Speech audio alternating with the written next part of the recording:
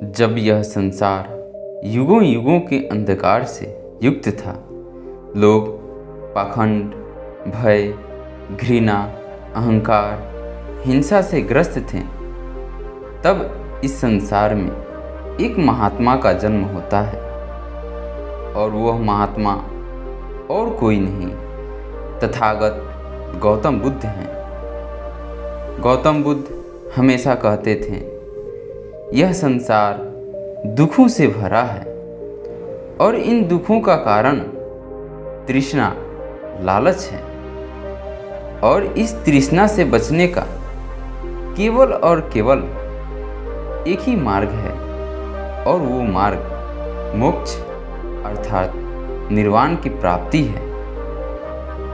दोस्तों, आज की यह कहानी मोक्ष अर्थात मृत्यु के सत्य को दिखाती है।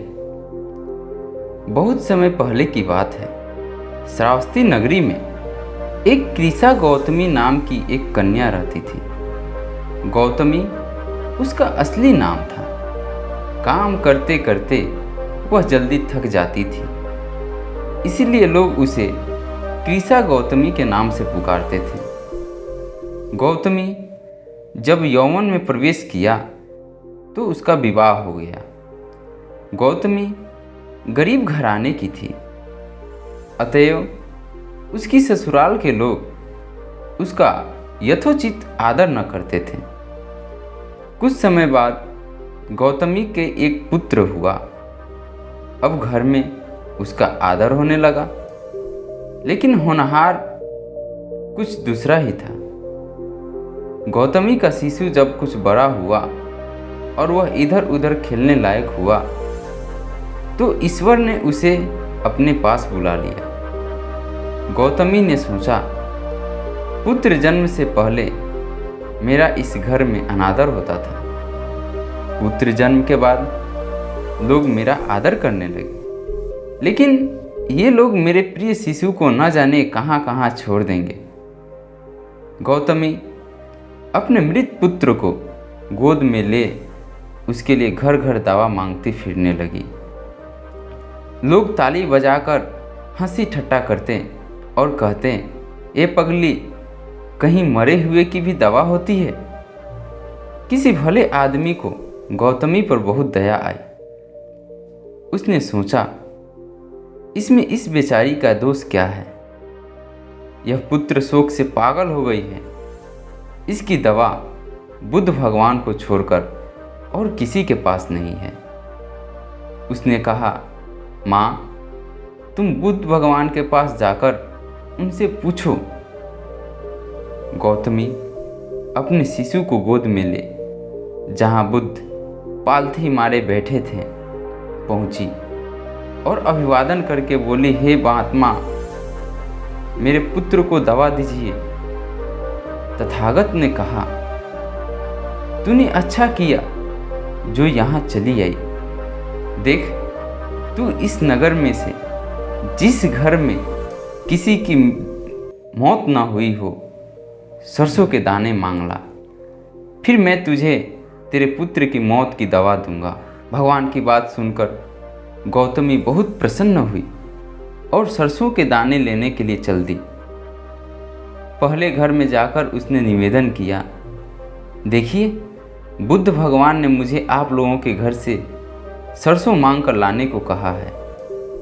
आप लोग सरसों देने की कृपा करें। गौतमी के ये शब्द सुनकर एक आदमी झट से घर में से सरसों के दाने ले आया और गौतमी को देने लगा। गौतमी ने पूछा, हे महाशय, पहले यह बताइए कि इस घर में किसी की मौत तो नहीं हुई? यह सुनकर घर के लोग आश्चर्य से कहने लगे, हे गौतमी, तुम पागल हो गई है? तू यह क्या कह रही है? यहाँ कितने आदमी मर चुके हैं, इसका कोई हिसाब नहीं। गौतमी, तो मैं आपके घर से सरसों न लूँगी। गौतमी दूसरे घर गई। सब जगह उसे वही जवाब मिला। उसने समझा, शायद सारे नगर में यही बात हो। तभी उसे एकदम ध्यान आया कि बुद्ध भगवान ने शायद जानबूझकर ही मुझे सरसों मांगने के लिए भेजा है।